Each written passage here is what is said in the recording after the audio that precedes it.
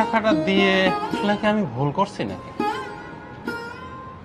টাকাটা চাইতে গেলাম, আমি বিপদে পড়ছি, আমার কোনো উপায় না দেখে আমি তার কাছে চাইছি। সে যে কি মিশবে ভাই। তো এখন চিন্তা করছি, যদি পরিস্থিতি হয়, আমি নিজের আমার আপন লোককেও আমি টাকা হাওলাত দিব না।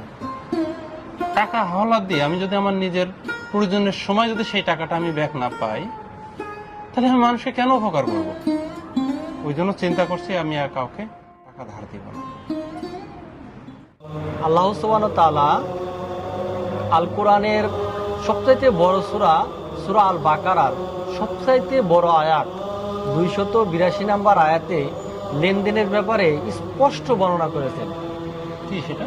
সেখানে ইমানদারদেরকে বলা হয়েছে যে আমরা যাতে যখন লেনদেন করি সেই লেনদেনগুলো যাতে লিখিত থাকে, আমরা কোন সময় নিলাম